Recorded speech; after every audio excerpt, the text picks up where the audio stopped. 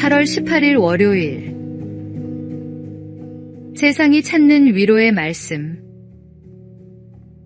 1억 명 이상이 사용하고 있는 한 성경 앱의 통계에 따르면 2022년에 가장 많이 공유된 성경 구절은 이사야 41장 10절이라고 합니다. 두려워 말라 내가 너와 함께 함이니라. 놀라지 말라 나는 내 하나님이 됨이니라. 내가 너를 굳세게 하리라. 참으로 너를 도와주리라. 참으로 나의 의로운 오른손으로 너를 붙들리라. 이 앱을 만든 설립자는 사람들이 세상에서 지쳐 혼자라고 느낄 때 이 말씀을 많이 찾는 것 같다라고 말했습니다.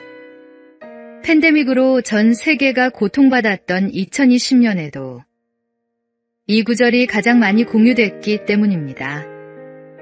2022년에도 역시 우크라이나 사태 등으로 각지에서 전쟁으로 고통받는 사람들이 많았습니다. 실제로 전쟁이 일어나자 우크라이나에서 성경 앱을 사용하는 빈도가 50% 증가했고 인근인 독일과 폴란드에서는 우크라이나어 성경 사용 빈도가 733%, 241%나 증가했습니다.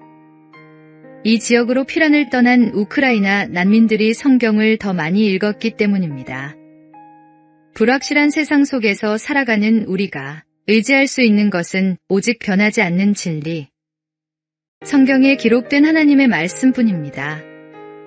지금도 세계 곳곳에서 감당할 수 없는 고통을 겪고 있는 사람들이 많습니다.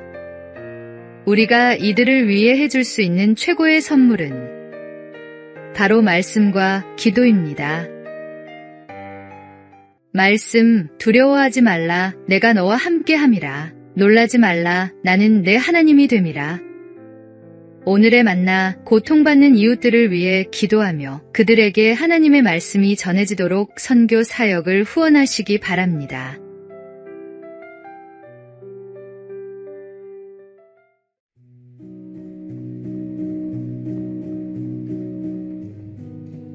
(8월 19일) 화요일 평화의 노래 2024 파리올림픽 비치발리볼 여자부 결승전 브라질과 캐나다가 맞붙었습니다. 브라질이 1세트를, 캐나다가 2세트를 가져가며 승부는 3세트로 넘어갔습니다. 점수가 팽팽해질수록 선수들은 더욱 예민해졌습니다. 그러던 중 브라질 선수가 관중석 가족들에게 손을 흔들며 환하게 웃었습니다. 그런데 캐나다 선수는 자신을 조롱하는 것으로 착각했습니다. 순식간에 두 선수 사이에 고성이 오갔고 경기장 분위기가 험악해졌습니다. 심판이 양쪽에 경고를 주었지만 긴장감은 가라앉지 않았습니다. 바로 그때 경기장에 존 레논의 이매진이 흘러나왔습니다. 세상 모든 사람이 평화 속에서 살아가는 모습을 상상해 보세요. 라는 가사가 울려 퍼지자 마법 같은 일이 일어났습니다. 선수들은 웃음을 터뜨렸고 경기가 끝난 후 서로를 축하하며 사진을 찍고 화기애애하게 헤어졌습니다. 오늘날 우리 사회도 극심한 대립과 갈등을 겪고 있습니다. 이때 그리스도인의 역할은 평화의 노래가 울려 퍼지게 하는 것입니다. 우리에게는 존 레논의 노래보다 더 아름다운 평화의 복음이 있지 않습니까? 말씀, 화평하게 하는 자는 복이 있나니 그들이 하나님의 아들이라 일컬음을 받을 것이며 오늘의 만나 갈등과 대립이 있는 곳에서 화해의 다리가 되고 평화를 만드는 그리스도인이 되시기 바랍니다.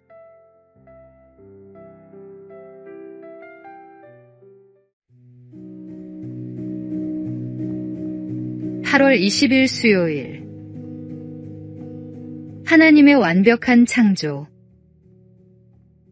한여름 구슬땀을 흘려가며 밭을 돌보던 농부가 밭에 달린 호박을 보며 생각했습니다.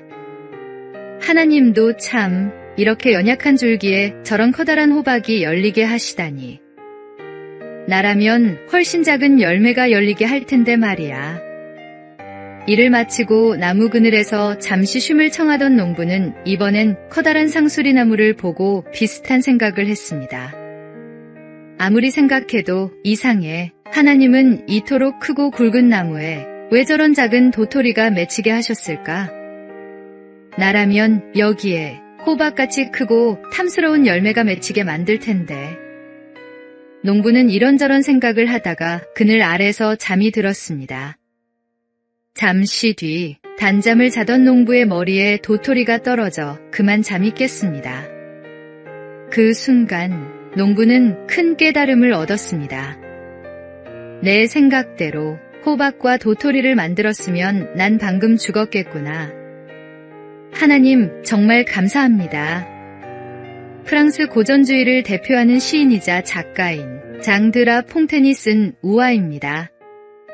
주 하나님께서 창조하신 세상은 있는 그대로 완벽한 모습입니다. 우리의 모습 역시 마찬가지입니다.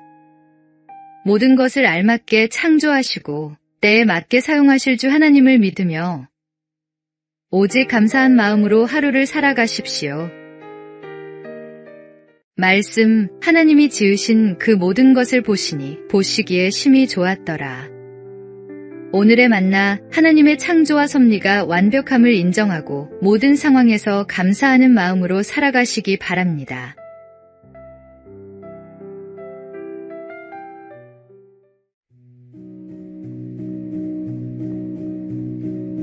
(8월 21일) 목요일. 박수와 용서 사이에서. 할리우드에서 유명한 배우가 되고 싶었던 두 친구가 있었습니다. 두 사람 모두 열심히 노력한 끝에 할리우드를 대표하는 여배우가 되었고, 두 사람 모두 관능미로 남자들의 마음을 사로잡았다는 공통점이 있었습니다. 그런 두 배우가 어느 날 서로 완전히 다른 길을 걷게 되었습니다. 한 배우는 성공하기 위해 더 험한 길을 선택했습니다. 수단과 방법을 가리지 않고 성공을 위해 모든 일을 감내했습니다. 성공한 수많은 남자를 만나는 것도 그 수단 중 하나였습니다. 반면 다른 한 배우는 달랐습니다. 그녀 역시 아름다움과 재능으로 헐리우드에서 큰 인기를 얻었지만 인생의 공허함을 깨달은 뒤 예수 그리스도를 인격적으로 만났습니다. 그녀는 말했습니다. 세상은 나에게 박수를 줬지만 나는 하나님께 용서를 구했습니다. 그녀는 신앙을 선택했고 이후 연예계 활동을 줄이며 고아와 입양아를 위한 단체를 세우고 기독교 방송과 간증 집회에서 하나님의 사랑을 전하는 삶을 살았습니다. 마치 세상의 조명이 아닌 하나님의 빛 아래로 돌아간 삶이었습니다. 인생의 중심에 주 예수님이 없는 사람은, 주 예수님이 존재하지 않는 삶은 껍데기 같은 삶을 살아갈 뿐입니다. 어떤 행복도 만족도 줄 수 없음을 깨닫는 지혜로운 성도가 되십시오. 말씀, 내가 주는 물을 마시는 자는 영원히 목마르지 아니하리니 내가 주는 물은 그 속에서 영생하도록 솟아나는 샘물이 되리라. 오늘의 만나, 진정한 성공은 예수님과 함께하는 삶에 있음을 깨닫고 그분을 인생의 중심에 모시는 제자의 삶을 살아가시기 바랍니다.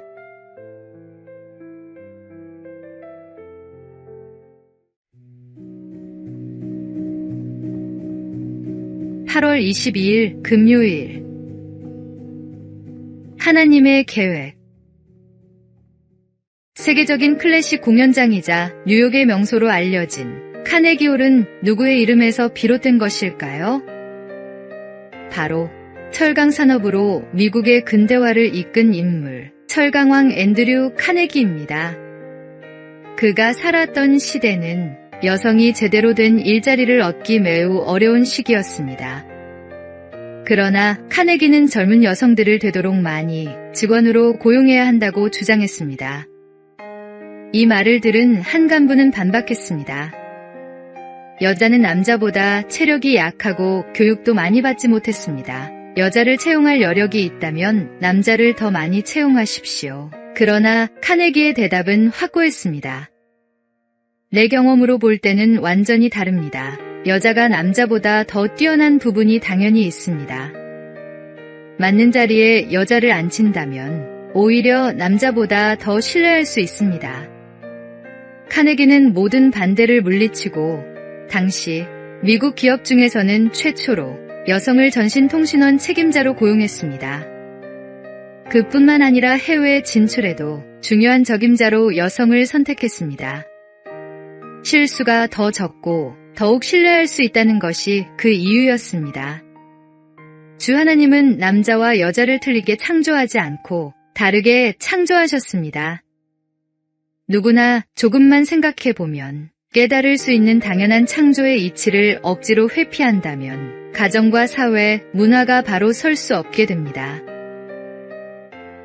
오늘의 말씀, 하나님이 자기 형상, 곧 하나님의 형상대로 사람을 창조하시되 남자와 여자를 창조하시고